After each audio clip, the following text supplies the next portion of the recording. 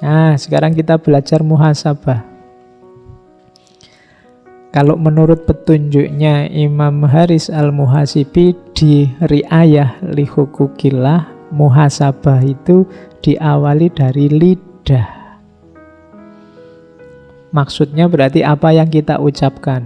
Kalau hari ini mungkin dikasih strip jempol. Apa yang kamu tulis di medsos, apa yang kamu posting. Karena sekarang kan orang itu eksisnya kan nggak cuma lewat kata-kata, tapi juga lewat jempol, lewat statusmu, lewat postinganmu.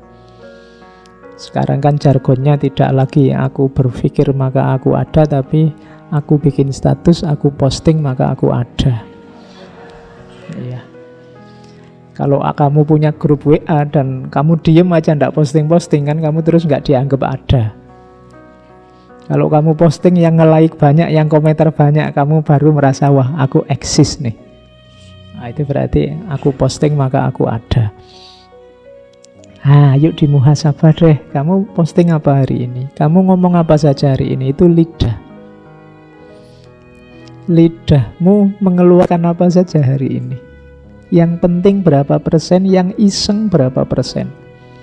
Kalimat-kalimat yang baik berapa persen, kalimat netral berapa persen, kalimat negatif berapa persen. Itu kalau kamu bisa ngitung ini luar biasa muhasabahmu. Imam Haris Al-Muhasibi itu dikenal ahli muhasabah.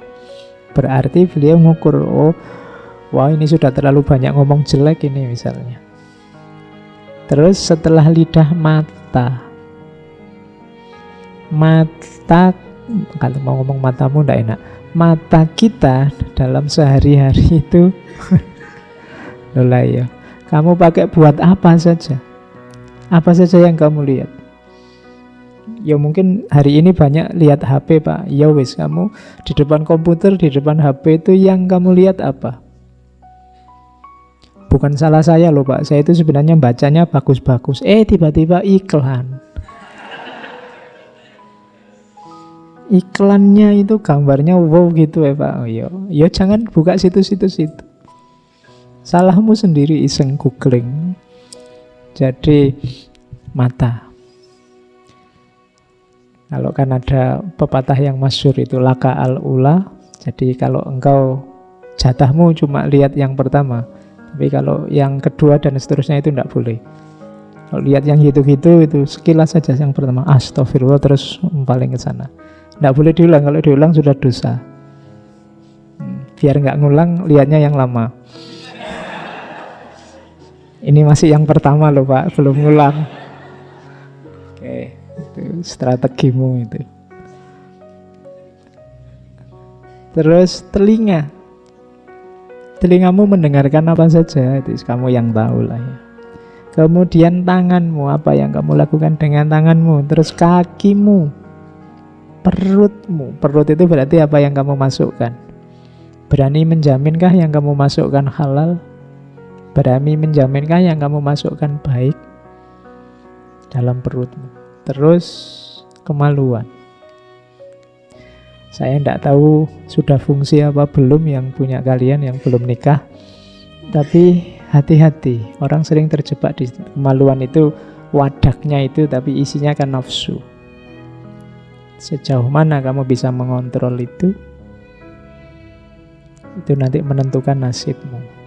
Lahirnya itu. Oke, nilailah ini sampai rapotnya ndak merah. Apakah itu lidah, mata, telinga, dan macam-macam. Berarti fisikmu positif. Kalau sudah fisikmu positif, muhasabah level 2. Tanyakan tujuannya. Kebaikan yang kamu lakukan itu untuk mencari ridhonya Allah atau ada pamrih lain? Mulutmu yang baik, perilakumu yang baik, kamu mendengarkan yang baik-baik, kamu jaga benar perut kemaluanmu, itu demi ridhonya Allah, ada pamrihnya enggak? Ada tujuan yang lain enggak? Jangan-jangan untuk tujuan-tujuan selain Allah. Pak, saya sekarang rajin tahajud, rajin puasa Senin Kemis. Pak, kenapa? Baru daftar CPNS. Iya, ada pamrihnya kemarin-kemarin kemana aja. Jadi coba dicek, ada pamrih-pamrih dunia enggak? Saya sekarang rajin sholat duha, Pak. Kenapa? Lu sholat duha itu katanya rezekinya lancar, Pak. Ya enggak masalah, tapi enggak masalah dengan Tuhannya, tapi targetnya kok itu. Jadi muhasabah level 2, ayo dicermati. Kebaikan-kebaikan yang kamu lakukan itu mencari ridhonya Allah apa tidak? Kalau lulus di level 2 ini, masuk ke level 3. Kamu kan tadi sudah baik, lahirmu, batinmu juga baik, ternyata kamu mencari ridhonya Allah. Tapi sekarang coba tanya, kamu bangga enggak dengan dirimu? Kan kadang-kadang, alhamdulillah Pak, itu kan pernyataan kebanggaan diri. Saya sekarang sudah level saya sudah tinggi Pak, saya hanya Allah yang saya cari ridhonya. Kamu tidak sadar begitu kamu mengklaim bahwa levelmu sudah tinggi, kamu tidak kayak yang lain, kamu sudah tidak punya pamrih, sebenarnya menunjukkan bahwa kamu sedang jatuh lagi. Jadi ini level naik satu level, tanyakan kamu bangga tidak karena sudah melakukan jasadmu baik, rohanimu juga baik. Kalau ada kebanggaan itu, kamu masih batinnya masih perlu diperbaiki. Karena dalam dunia sufi, kebaikan yang beres baik lahir maupun batinmu itu sebenarnya anugerah dari Allah. Kalau usahamu saja mungkin tidak cukup. Makanya kalau sudah sampai level itu, kamu tanyakan di level selanjutnya, adakah perasaan bahwa keberhasilan itu karena usahamu saja atau karena bantuan dari Allah? Kalau sudah beres semuanya, termasuk apakah motivasi itu hanya Allah saja beres, hati-hati dengan yang terakhir itu. Apakah semua itu membuatmu merasa mulia? Saya ini rasanya dimuliakan oleh Allah Pak, hidupku lancar, nyaman sejak kecil. Ini rasa ini juga hati-hati. Saya ini sekarang derajat saya kelihatannya sudah lebih tinggi Pak dari kemarin. Itu hati-hati. Teman saya itu Pak susah hidupnya, saya itu loh enak lancar. Berarti saya ini mulia sekarang ini. Hati-hati. Jadi jebakan-jebakannya ada di situ. Jadi ini jadikan rumus untuk muhasabah. Coba dicek mulai fisik satu-satu. Kalau beres semua ditanyakan, ini hanya untuk Allah saja atau tidak? Kalau sudah beres, coba tanyakan lagi, kamu bangga enggak dengan yang kamu lakukan? Merasa itu hasilmu sendiri atau anugerah dari Allah?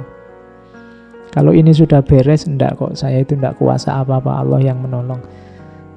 Kamu merasa besar, merasa penting, merasa mulia enggak dengan makommu yang semacam itu? Begitu ada rasa itu, ya kalau pertandingan kamu kena diskualifikasi, tidak jadi mulia di depan Allah. Ini namanya muhasabah. Mungkin kita tidak bisa sampai level tinggi, ya pelan-pelan. Sampai level 1 saja luar biasa sudah. Lidah terjaga, mata terjaga, telinga terjaga. Terus naik ke level kedua yang hanya ridhonya Allah. Kalau sudah begitu, semua kebanggaan kita sirnakan, diyakini bahwa segala yang terjadi adalah anugerah dari Allah. Dan meskipun begitu, tidak perlu ada rasa bahwa aku ini mulia, aku ini istimewa, aku ini penting, dan seterusnya. Itu caranya muhasabah. Oke, terus muhasabah juga harus hati-hati. Kadang-kadang kita sering tertipu dengan amal baik.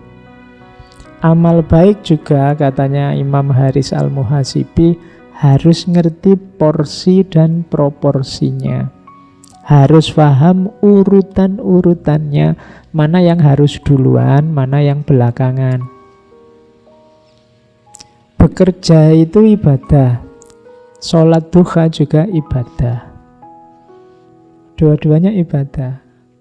Mana yang harus didahulukan, mana yang harus dibelakangkan. Dibelakangkan bukan berarti ditinggal. Kalau pas lagi rame-ramenya pekerjaan, misalnya kalian buka toko kok waktunya sholat duha, kok pelanggan pada datang semua, terus ya jangan ditutup tokonya, saya sholat duha dulu lah.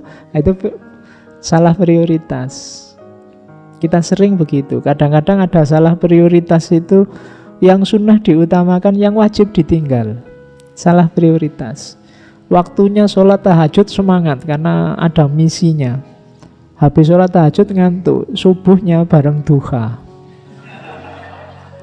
Ya, itu urutannya keliru. Kalau sholat, kalau puasa Ramadan rasanya kayak formalitas, tidak ada rasanya. Tapi setelah Ramadan puasa sunnahnya dikuati serius. Kebalik, harusnya di Ramadan ini kita serius. Di sana fadilahnya macam-macam. Nah, ini namanya urutan amal. Hati-hati. Orang sering tertipu di sini. Di antara godaannya setan, katanya Imam Haris Al-Muhasibi, itu kita dibolak-balik urutan amalnya. Jadi kebaikannya.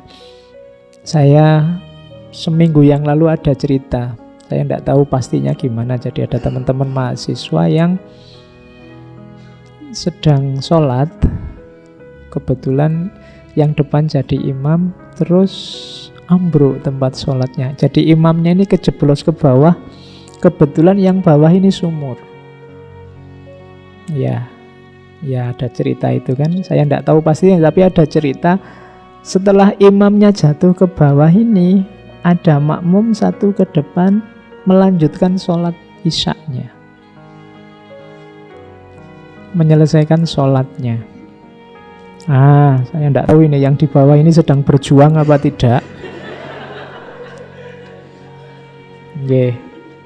Coba nanti saya masih belum jelas, tapi ceritanya begitu. Tapi akhirnya beliau yang imam ini meninggal, mahasiswa. Jadi ndak, hati-hati. Jadi ini urutan amal. Baik, sholat itu wajib memang baik, tapi nyawa juga nomor satu. Gitu loh. Ya kan? Kadang-kadang ada orang itu kan, misalnya saking wah ini wajib ini sholat, kadang pinggir jalan besar sholat. Ya jalan sebentar sedikit di sana sudah ada masjid. Ini godaannya setan. Hati-hati. Jadi muhasabah juga ya, urutan amal. Karena setan itu sering menggoda di sini. Akhirnya kita terjebak. Mungkin nanti begitu dihisab, justru yang wajib-wajib ini keteteran. Kita lebih asik dengan yang sunnah-sunnah. Bukan berarti salah, tapi keliru urutannya, salah prioritasnya. Jadi antara makanan utama dan cemilan, kita lebih mengutamakan cemilannya. Makanan utamanya tidak tergarap. Hati-hati. Kita harus ngerti. Untuk yang semacam ini tetap kita butuh ilmu. Jadi tidak sekedar, jadi kebenaran, kebaikan itu tidak sekedar kita tahu jenisnya apa terus kita laksanakan. Kita butuh rumus-rumusnya, kapan dilaksanakan, dalam situasi apa, untuk alasan apa, dan seterusnya. Karena begitu salah pakai, malah bahaya, kadang membahayakan kita. Saya sering mengilustrasikan itu. Hari ini kan ada Google itu. Kita ada apa-apa nyari Google. Di Google banyak informasi, tapi kalau tidak kita pakai secara hati-hati, nanti jangan-jangan kita menggunakannya tidak pas. Kita misalnya kepala pusing, terus kamu Google sebab-sebab kepala pusing. Nomor 1, kolesterol tinggi. Nomor 2, jantung tersumbat. Nomor 3, terus kamu kan terus stres itu kan. Waduh, jangan-jangan ini sebentar lagi aku stroke nih. Nanti kamu apa-apa dikit, informasinya tidak salah, tapi kamu belum tahu porsi dan proporsi informasi, konteksnya informasi, kapan dia pasnya. Contoh ini bisa dikiaskan kadang-kadang tentang agama kan juga begitu. Hukumnya ini apa? Jujuk saja kamu nyari hukum gini, terus kamu tidak ngerti porsi dan konteks dari fatwa yang diberikan itu untuk apa, kapan, dalam situasi apa. Itu gunanya kita nambah ilmu terus. Tanya ahlinya, bila perlu nyari yang bisa nuntun. Makanya dalam tasawuf itu disarankan ada mursyid, ada penunjuk, penuntun. Kalau jalan sendiri khawatirnya tadi keliru. Wong kamu cuma sakit pilek aja merasa kena serangan jantung lah, kena apalah gitu. Nanti dadanya sesak sedikit merasa, waduh, ini jangan-jangan paru-paru nih. Ini jangan-jangan asma nih, macam-macam. Tidak.